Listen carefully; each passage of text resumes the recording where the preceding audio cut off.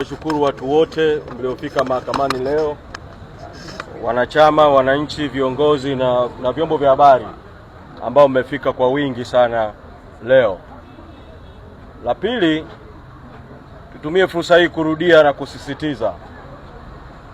Mwenyekiti Tundu Lissu ameeleza gerezani kwamba mahakamani hapa kwamba uamuzi wa DPP na waendesha mashtaka wa serikali kuwasilisha maombi haya kinyume cha sheria, kinyume cha haki, ni matumizi mabaya ya mamlaka ya DPP na mipaka aliyowekewa na katiba ya nchi, ibara ya 59 B kubwa kifungu kidogo cha 4 ambacho kinataka yeye katika kutumia mamlaka yake kinamtaka asiingiliwe na mtu yoyote wala mamlaka yoyote, lakini ayatumie hayo mamlaka kwa kutenda haki, ayatumie hayo mamlaka bila matumizi mabaya ya mamlaka, na ayatumie hayo mamlaka kwa maslahi ya umma.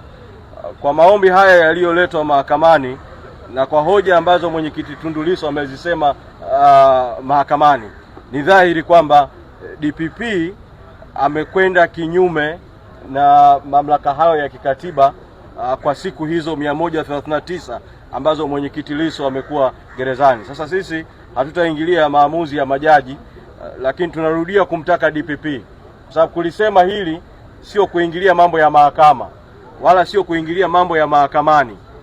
DPP ana mamlaka kwa mujibu wa katiba na sheria, wakati wowote ule akiona kesi haina msingi wowote, wakati wowote ule akiona kesi haina maslahi ya umma, anaweza kupeleka mahakamani hati ya nia ya kutokuendelea na kesi, no prosecute, na akisha wasilisha hiyo hati, kesi inafutwa mara moja.